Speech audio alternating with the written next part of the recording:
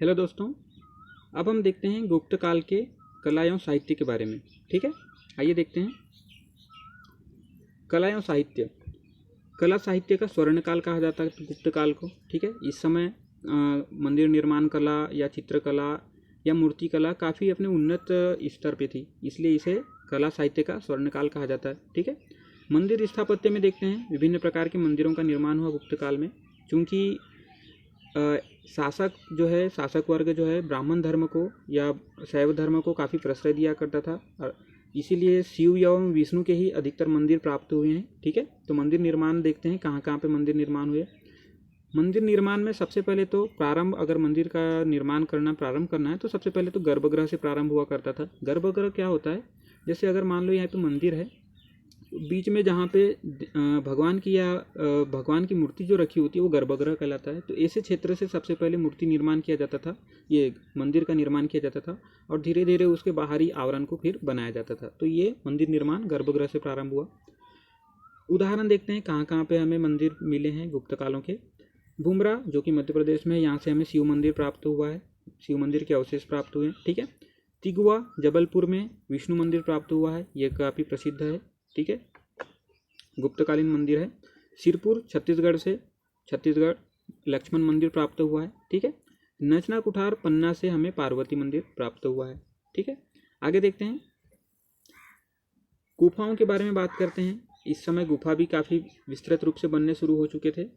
उदयगिरी की गुफाएं प्रमुख उदाहरण हैं। एलोरा की गुफाओं में 5 गुफाएं जो है ये गुप्तकाल की गुफाएं हैं, जिसमें जैन, ब्राह्मण एवं बौद्ध धर्म की गुफाएं भी है। ठीक है, अजंता की गुफाओं में जो गुफा नंबर 16, 17 और 19 हैं वो गुप्तकालीन गुफाएं हैं। ठीक है, गुप्तकाल में बने हुए गुफाएं। बाघ की गुफाओं में जो है 9 गुफाएं गुप्तकाल की गुफाएं हैं। ठीक है, ध्यान रखिए। आगे चलते हैं। इस समय मूर्ति कला भी काफ़ी उन्नत अवस्था में थी। मूर्ति में जो मथुरा कला थी, मथुरा कला सबसे आगे निकल के आई इस समय। ठीक है, तो कुषाण कालीन देखते हैं। कुषाण कालीन जो मूर्तियों में शारीरिक सौंदर्य को दिखाया जाता था, कुषाण कालीन मूर्तियों में अगर भगवान बौद्ध या महात्मा बौद्ध की मूर्ति की बात करें तो शरीर बलिष्ठ दिखाया जाता था। ठीक है, यह शरीर पे कपड़े नहीं होते थे। परंतु जो गुप्त काल का जो समय आया उसमें नग्नता नहीं थी, अर्थात कपड़े बनने शुरू हो गए, मूर्ति के ऊपर भी ऐसा उकेर दिया जाने लगा। ठीक है, मोटे उत्तरी वस्त्र बनाए गए उनके शरीर के ऊपर।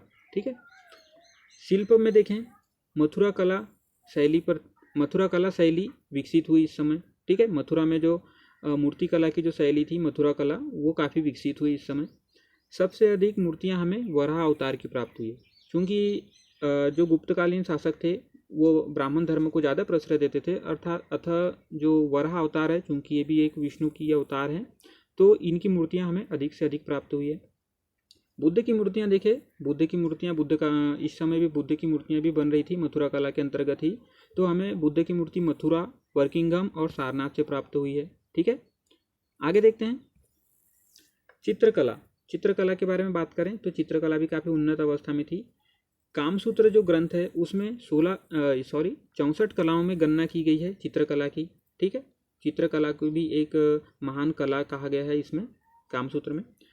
सर्वोत्तम अगर चित्र देखें तो अजंता की गुफाओं में जो गुप्तकालीन चित्र बने हुए हैं तो वो सर्वोत्तम चित्र है इस समय की। ठीक है, संगीत नृत्य इस समय संगीत नृत्य भी काफ़ी उन्नत अवस्था में थी। देखते हैं तो वात्स्यायन जो हुए उस समय के काफ़ी विचारक थे, महान विचारक इन्होंने कहा कि प्रत्येक नागरिक हेतु जरूरी है, संगीत नृत्य जो है वो प्रत्येक नागरिक हेतु आवश्यक चीज़ें हैं।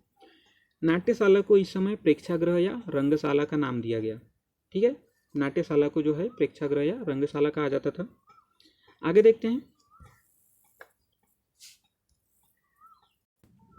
तो साहित्य की अगर बात करते हैं जैसे, तो साहित्य पहले क्या होता था कि साहित्य सभी मुखाग्र हुआ करते थे, अर्थात उसे लिखा नहीं जाता था, वो सभी को याद हुआ करते थे। परंतु गुप्त काल में प्रथम बार ऐसा हुआ कि सभी ग्रंथों को लिपिबद्ध किया गया। ठीक है, उनको लिखित रूप से एक जगह संकलित किया गया। इस समय भाषा उच्च जनों की भाषा संस्कृत हुआ करती थी। अगर राजा महाराजा या तो प्रशासन की जो भाषा होती थी संस्कृत हुआ करती थी। परंतु निम्न जन जो कि ग्रामीण जीवन में व्यतीत जो व्यक्ति हैं या जो समाज के लोग होते हैं थे, निम्न समाज के लोग, वो प्राकृत भाषा का उपयोग किया करते थे। विशाखा दत्त, यहाँ पे हम देखते हैं एक एक साहित्यकार और उनके साहित्यों के बारे में। विशाखा दत्त द्वारा रचित देवी चंद्रगुप्तम मुद्रा राक्षस, काफ़ी प्रसिद्ध है मुद्रा राक्षस, ठीक है। कालिदास द्वारा रचित मेघदूत मालविकाग्नि मित्रम, एक कालिदास की रचनाएं हैं। भास द्वारा रचित चारुदत्त और अरुभंग, ठीक है। भारवी का किरात अर्जुनियम, जहाँ पे किरात रूपी शंकर भगवान और अर्जुन के बारे में बताया गया है, ठीक है। विज्ञान और तकनीक की बात करें, इस समय काफ़ी उन्नत अवस्था में पहुंच गई थी विज्ञान। इसमें अगर देखा जाए तो आर्यभट्ट, वराहमिहिर, भास्कर प्रथम, ब्रह्मगुप्त और नागार्जुन विभिन्न प्रकार के ऐसे विद्वान हुए उस समय, ठीक है। आर्यभट्ट महान गणितज्ञ थे, नागार्जुन जो है रसायनज्ञ थे, वराहमिहिर भी गणितज्ञ थे, भास्कर जो हैं खगोल शास्त्र जानते थे, ठीक है। तो इस प्रकार से विभिन्न प्रकार के विज्ञान और तकनीक में भी काफ़ी प्रगति हुई। तो ठीक है दोस्तों, हम देखते हैं हमने क्या क्या अध्ययन किया। सबसे पहले हमने देखा कला साहित्य में मंदिर और स्थापत्य के बारे में, ठीक है। दूसरा देखा हमने गुहा या गुफा के बारे में चर्चा की, कहाँ कहाँ पे कौन कौन सी गुफाएं प्राप्त हुई है जो गुप्तकाल की।